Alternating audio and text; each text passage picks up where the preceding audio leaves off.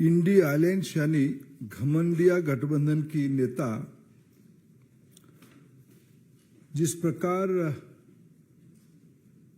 भारत की सभ्यता को, भारत की मूल आस्था को, सनातन धर्म को यानी हिंदू धर्म को एक प्रतियोगिता की तरफ गाली देने में, कोसने में, अपमानित करने में, जैसे मानो एक कंपटीशन शुरू हो गया है। कुछ पुरानी याद सामने आती है। 3 दिन पहले ये घटना हुई है। ये घटना कोई अनायास नहीं हुआ है। अचानक कहते कहते कह दिया गया, ऐसा नहीं हुआ है। एक सेमिनार में, जिस सेमिनार में जिसके कारण, जिनके बयान के कारण ये विवाद हुई है, उन्होंने एक सेमिनार में उदयनिधि ने उसको बोला है और उससे मुंबई की उनकी अभी इंडिया अलायंस की मीटिंग हुई है, घमंडिया समूह की मीटिंग हुई है। उस कन्वेंशन में उन्होंने कन्वेनर तय नहीं कर पाया, नेता तय नहीं कर पाए, लेकिन नीति तय कर दिए। नीति उन्होंने तय किया, सनातन को नीचा करना। इसलिए कभी उदयनिधि, कभी कार्ति चिदंबरम, कभी प्रियंका खड़गे, कभी बिहार की शिक्षा मंत्री नीतीश जी के शिक्षा मंत्री, कभी युवराज अखिलेश यादव जी के प्रमुख नेता स्वामी प्रसाद मौर्य जी, कभी केजरीवाल जी के नेता गौतम जी। ये सब एक योजना के तहत अलग अलग समय में इस काम पे लग गए हैं। और अभी अभी तो कांग्रेस पार्टी की प्रमुख नेता वेणुगोपाल जी का बयान में अभी आज से देख रहा था। उन्होंने सारा हद को पार किया। जब आप लोगों ने उनको पूछा कि इसमें कांग्रेस पार्टी की टिप्पणी क्या है, उन्होंने उसमें कहा कि कांग्रेस पार्टी सर्वधर्म समभाव पे विश्वास रखती है। कांग्रेस पार्टी अभिव्यक्ति की स्वतंत्रता को सम्मान करती है। हम पूछना चाहते हैं कि क्या सनातन धर्म को गाली देना, हिंदू धर्म को गाली देना कांग्रेस पार्टी की नीति बनी हुई है? यह घमंडिया गठबंधन की नीति बनी हुई है? भारत में जन्म हुआ सभी पंथ संप्रदाय, सभी उपासना पद्धति, सभी मत सनातन की अंश है। अगर हम भारत की पार्लियामेंट की, लोकसभा की जो घोष वाक्य है, उसमें लिखा गया है धर्म चक्र प्रवर्ताए, यानी धर्म चक्र चलते रहे। यह पार्लियामेंट की घोष वाक्य में लिखा है। भारत की सुप्रीम कोर्ट की घोष वाक्य है योत धर्म तोत जय, यानी जहां धर्म वहीं जय होगा। यह सब सनातन है। क्या गांधी परिवार को खुश करने के लिए, मैं इसलिए 2014 की बात, 2009 की बात याद करता हूं, 2014 की बात याद करता हूं और सुप्रीम कोर्ट की हेट स्पीच को याद दिलाता हूं। सुप्रीम कोर्ट ने बड़े स्पष्टता के साथ कहा है, कोई भी नेता समाज में, अभी अभी कहा है कि समाज में तनाव पैदा करने के लिए कोई भी काम ना करे। 2014 की पहले आप याद करिए 11, 12, 13 में भगवा आतंकवाद का शब्द लाया गया। किसी ने तो नहीं कहा गुलाबी आतंकवाद, किसी ने तो नहीं कहा कि सबूज आतंकवाद, किसी ने तो नहीं कहा ब्लू आतंकवाद, मैजेंडा आतंकवाद। आपने क्यों कहा था भगवा आतंकवाद? क्यों? आपकी पैर के नीचे जमीन जा चुकी थी, आपको इसकी अंदेशा लग गया था। इसलिए समाज में तनाव बढ़ाने के लिए, समाज में विद्वेष बढ़े, आपने जानबूझ के एक नैरेटिव सेट किया। हम लोग कोई ना भूले, विदेश में जाके ये बात कही गई थी कि हिंदुत्व को डिसमेंटल करने की वर्कशॉप की जाती, उसकी पुनरावृत्ति अभी हो रही है। अभी देश की सर्व समाज की लोगों ने, सभी जाति संप्रदाय पंथ के लोगों ने जब एकजुट होके एक कल्याणकारी व्यवस्था के साथ खड़े हैं, ये वंशवादी नेताओं को ये पच नहीं रहा है। इसलिए पुनः उन्होंने पुराना स्टोरी लाइन को लाने के लिए काम किया है। ये नफरत की दुकान चलाने वाले लोग, ये कहते हैं हम महवत की दुकान चलाते हैं, ये नफरत की दुकान चलाने वाले लोग, ये अंग्रेजों से ये गुण उनमें अभी भी बचा है। फूट करो और राज चलाओ, डिवाइड एंड रूल पॉलिसी के तहत समाज में विद्वेष खड़ा करो और एक तबके को पकड़ के भय खड़ा करके राज करो। इसमें अभी तक आश्चर्य की बात है, राहुल गांधी चुप है। वो तो मंदिर जाने वाले हैं, वो तो कभी कभी तिलक भी लगाते हैं, जनेऊ भी पहनते हैं। तब भी हम लोगों ने कहा था ये भ्रम है, ये नाटक है। अभी जब चुनाव नजदीक आ रहा है, उनकी नाटक और स्पष्ट हो रहा है। इनको सनातन धर्म की एकता पे डर पैदा हुआ है। इनके पास, इस राजकुमार समूहों के अंदर, इस वंशवादियों के पास कोई तत्व नहीं है। ये कोई, इसलिए हमें कोई आश्चर्य नहीं हो रहा है।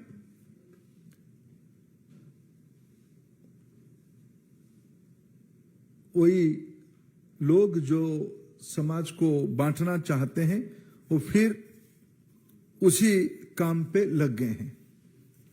हम आज के अवसर पे यह पूछना चाहते हैं,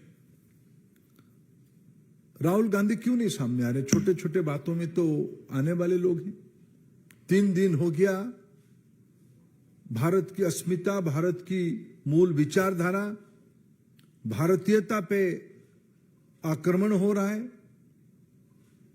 और मैंने तो कल कहा था, जहां से ये आवाज आई, पहला चेन्नई से ये सेमिनार में आई आवाज, वो सच में घबराए हुए हैं। जब काशी तमिल संगमम आयोजन किया गया, तब अनुभव हुआ तमिलनाडु की सर्व समाज की श्रद्धा काशी विश्वनाथ जी से जुड़ा हुआ है। सर्व समाज में जब कहता हूं, सर्व समाज, जिनको तमिलनाडु के बारे में धारणा नहीं है,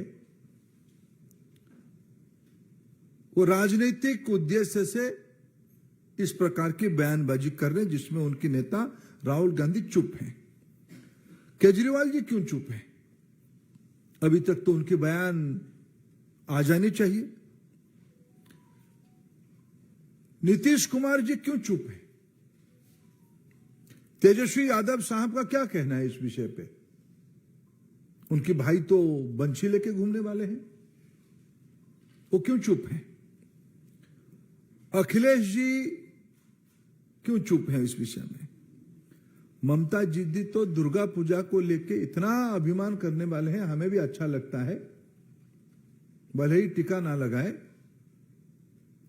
लेकिन वो चुप क्यों है? शरद राव जी जिस शहर में रहते हैं, उस शहर देश में गणपति उत्सव के लिए नए आयाम जुड़ने के लिए विख्यात है। शरद पवार जी, श्रद्धा से उनको, शरद राव जी बड़े लोग, बड़े आदमी हैं, मेरा भी श्रद्धा है व्यक्तिगत रूप में, लेकिन वो चुप क्यों है? क्या आपको सियासत इतना मजबूर कर दिया है कि भारत की आत्मा को भी आप कुछ लोगों के, आप बीजेपी की विरोधी हो, प्रतियोगी हो, हम समझ सकते हैं। आप प्रधानमंत्री नरेंद्र मोदी जी को ईर्ष्या करते हो, आप असहिष्णु हो, आप नाटक करते हो, गले मिलने के लिए ड्रामा करते हो, लेकिन आपकी वाणी भारत जोड़ो में कौन कौन आपके साथ चले थे? कन्याकुमारी से ऊपर तक कौन आपके साथ शागिर्द थे? ये समूह आज फिर सक्रिय हुई है। इसलिए फिर मैं कहूंगा, उनकी इस देश के संविधान पे विश्वास नहीं है, न्यायपालिका पे विश्वास नहीं। सुप्रीम कोर्ट की मोटो धर्म की जय हो, उसी से जुड़ा हुआ है। पार्लियामेंट की मोटो है धर्म चक्र चलते रहनी चाहिए। भारत की अवधारणा में धर्म एक जीवन प्रवाह है, ये सुप्रीम कोर्ट ने कहा है। हिंदुत्व को वर्णन करते हुए सुप्रीम कोर्ट ने कहा, हिंदुत्व एक उपासना पद्धति नहीं है, हिंदुत्व एक जीवनचर्या है, एक जीवन शैली है, एक प्रवाह है। राजनीति इतनी ओछी नहीं होनी चाहिए। मोहब्बत की दुकान चलाने वाले लोग नफरत की पुड़िया लेके घूम रहे हैं। नेता नहीं, कन्वेनर नहीं, लेकिन नीति बन गया हिंदुत्व को गाली दें। इनके पास नफरत की गोडाउन है, उससे पुड़िया लाके लेके वो देश में डिस्ट्रीब्यूशन कर रहे हैं। उसकी विकल्प में हमारा तो नीति बड़ा स्पष्ट है, हम सबके साथ, सबकी विकास, सबकी विश्वास, सबके लिए प्रयास करने वाले लोग हैं। जो हमारा नीति है, हमने उसी नीति पे गरीबों को घर दिया, कोई उपासना पद्धति को देख के नहीं दिया। हमें सौभाग्य मिला प्रधानमंत्री उज्ज्वला योजना को देश में क्रियान्वयन करने के लिए। हमने कोई धर्म नहीं देखा, कोई जाति नहीं देखा। हमने महिलाओं के सम्मान के लिए, ये कहा जाता है कि कोई धर्म किसी को नीचा दिखाता है, इस देश में महिलाओं का सम्मान हमने बढ़ाई, इज्जत घर दिया। कोरोना में चावल पहुंचा है, बैंक खाते में, जनधन खाते में पैसा पहुंचा है 3 महीने के लिए। हमने कोई जात पात धर्म नहीं देखा। हमारी तो इसीलिए नीति है सबका साथ, सबका विकास, सबका विश्वास, सबके लिए प्रयास। हमारे लिए, हमारी एजेंडा सुख समृद्धि है। आपकी एजेंडा नफरत, शंका, घृणा, विद्वेष, ये आपकी नीति है। भारतीय जनता पार्टी ये अपेक्षा रखती है और हम मांग करते हैं, ये इंडिया अलायंस वाले, घमंडिया गठबंधन वाले इसकी स्पष्टता करें। विशेष करके कांग्रेस पार्टी, ये नहीं चल सकता है ये कह के कि किसी का ये व्यक्ति अभिव्यक्ति का स्वतंत्रता है। क्या हिंदुत्व को गाली देना अभिव्यक्ति में आपका ये स्वतंत्रता का इंटरप्रिटेशन है? भारत के बहुसंख्यक समाज की को आहत करना ये आपका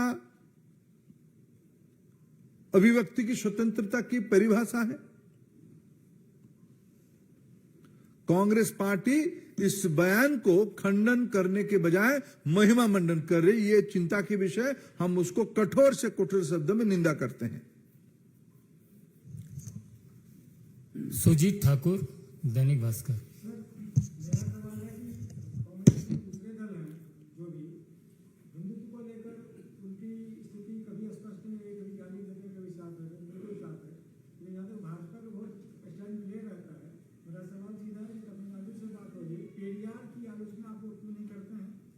देखो, हमें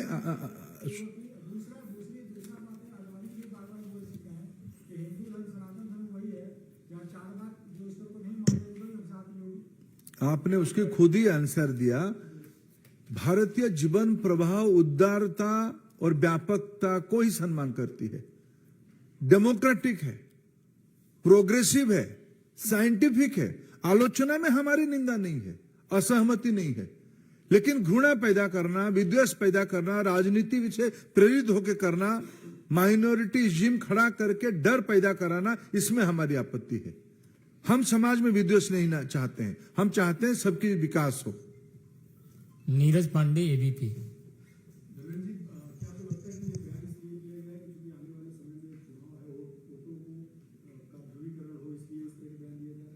देखिए, जिनके पास मुद्दा नहीं रहता है, हमने कहा ना, पीढ़ी दर पीढ़ी इनके हाथ में देश की बागडोर रहा। राज्यों में, विभिन्न राज्यों में इस वंशवादियों के पास लंबे समय तक मौका रहा, क्यों नहीं कर पाए सेवा?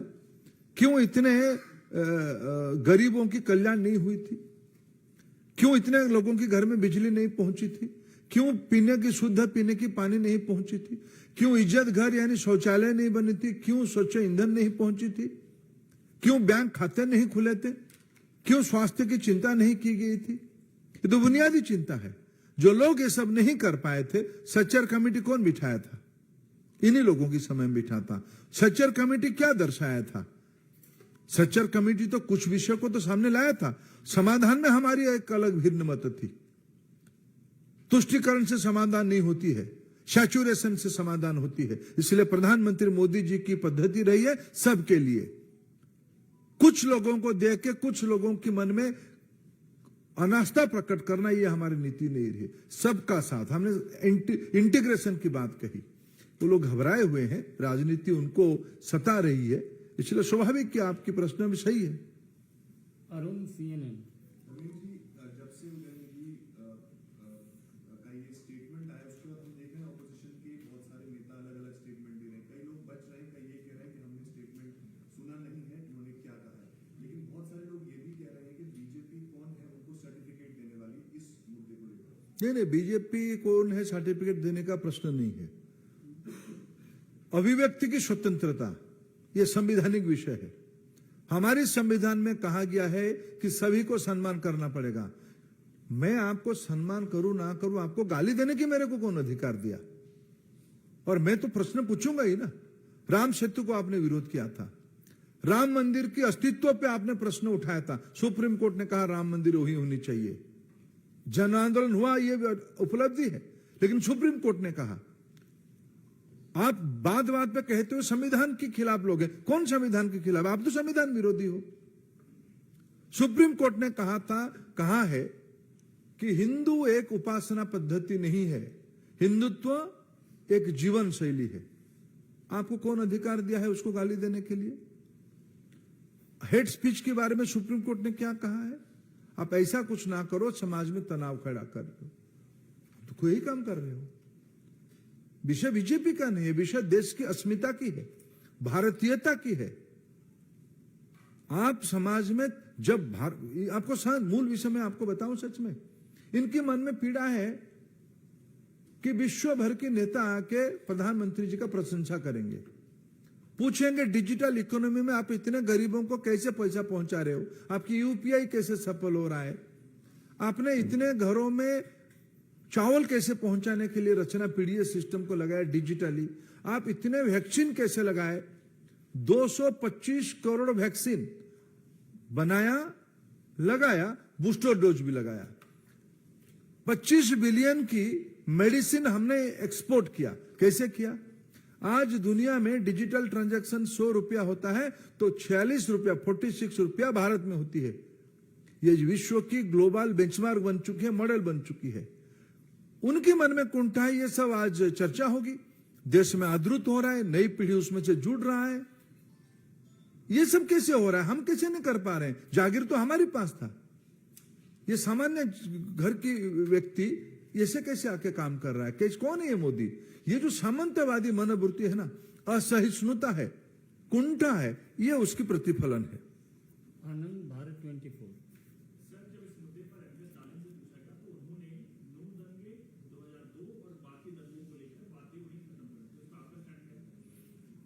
देखिए, उनके घर में मैं तो आज एक विषय आपको याद दिलाऊं। अगर उदय निधि नाम क्या है, उदय और निधि, अगर अपनी मां को पूछ लेते कि मां मैं ये कहने जा रहा हूं, मां को मैं मेरा बड़ा आदर करता हूं, आदरणीय स्टालिन जी की धर्मपत्नी को, नाम है दुर्गा जी, रोज शक्ति का दर्शन करते हैं, ये भारतीयता है। अगर थोड़ा बहुत पूछ लेते ना, दंगा 2014 के बाद भारत में नहीं के बराबर है। आज भाईचारा की सरकार है, विकास की सरकार है, सौहार्द की सरकार है। ये सब भी, ये सारे में आज भारत 5 नंबर की अर्थनीति बन गई। पीड़ा उस विषय की है। आमोद राय, TV9। सर, पहले उत्तर प्रदेश, बिहार और अब दक्षिण भारत में ये लगातार जो हो रहा है, ये कहीं न कहीं ओबीसी वोट को अपने तरफ उठाव करने के लिए किया जा रहा है या हिंदू वोट बैंक में बांटने की कोशिश कर रहा है? देखो, भारतीय जनता पार्टी सर्व समाज, सर्वस्पर्शी और सभी को साथ लेके चलना चाहता है। आज जो बीजेपी की जनाधार बना है, जो 2014 में प्रधानमंत्री जी पहला भाषण में पार्लियामेंट की सेंट्रल हॉल में कहा था, मेरे सरकार देश की गरीब, महिला, वंचित, अनुसूचित जाति, जनजाति के प्रति समर्पित रहेगा। पिछले 9 सालों में उसमें हमने काम किया है। घर में उजाला लाए हैं, घर बनाई है, पानी पहुंचाया है, शौचालय बनाया है, स्वास्थ्य की चिंता किया है, रोजगार बढ़ाया है। इस साल बजट में 10 लाख करोड़ रुपया की कैपेक्स इंप्लीमेंट हो रहा है, रोजगार बढ़ रही है। भारत दुनिया की स्किल हब बन रहा है। इसमें हम विश्वास करते हैं। भारत की कुछ सहजता रहेगी, लेकिन हमारे विश्वास है विकास के साथ, एस्पिरेशन के साथ लोग जुड़ेंगे। यतीन ने TV18।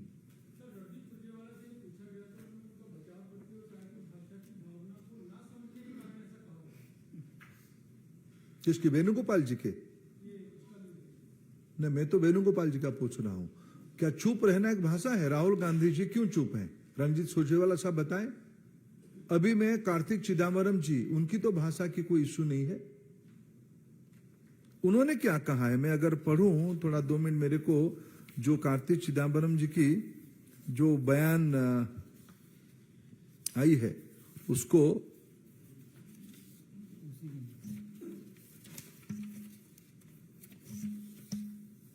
कार्तिक चिदम्बरम जी ने कहा है कि इसको फेंक देना चाहिए, हिंदुत्व को, सनातन धर्म को छोड़ देनी चाहिए।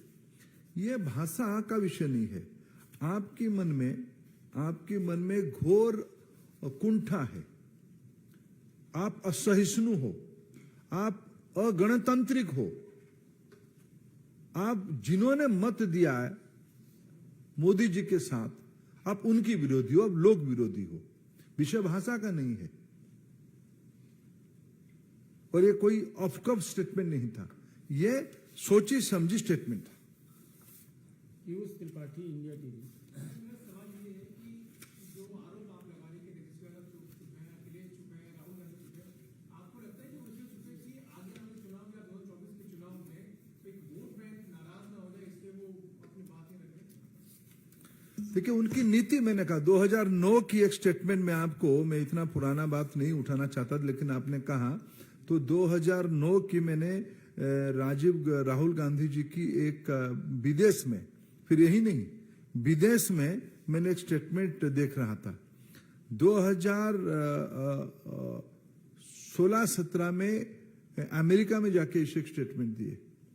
आए दिन जब विदेश जाते हैं वहां उनको हिंदुत्व डिसमेंटल करना, भगवा आतंकवाद के बारे में वर्णन करना। कभी उन्होंने पिंक रिवॉल्यूशन के बारे में कहा है क्या? कभी उन्होंने ब्लू रिवॉल्यूशन के बारे में कहा है क्या? ब्लू आतंकवाद के बारे में कहा है क्या? पिंक आतंकवाद के बारे में कहा है क्या? भगवा क्यों? ये तो एक सोची समझी मैंने फिर इसको उनकी जो मोहब्बत की दुकान की भाषा में कहूं, नफरत की गोडाउन और घृणा की पुड़िया बेचने वाले लोग हैं। मोहित भट्ट, टाइम्स नाउ। सर, सुबह से सर जब से बीजेपी ने काफी मुद्दा उठाया है कि उदयनिधि स्टालिन के बयान कम हो गए हैं, वो मीडिया से भाग रहे हैं। टाइम्स नाउ ने जब उनको एयरपोर्ट पे सर कंफर्म किया तो रिपोर्टर्स के साथ जो है पुलिस वालों ने बदतमीजी की और वहां तक सर सवाल पूछने नहीं दिया। उदयनिधि स्टालिन सर भागते जा रहे हैं सवालों से और पुलिस पहुंचने नहीं दे रही है सर मीडिया को उनके पास तक। कैसे देखेंगे? जनता से कहां भागेंगे? पुलिस से तो उनकी राज्य की पुलिस से वो मैनेज कर लेंगे, जनता से कहां भागेंगे? और आप कहां छोड़ोगे? नंदिता जी लास्ट।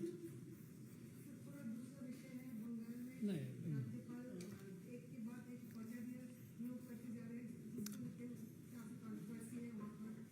धन्यवाद।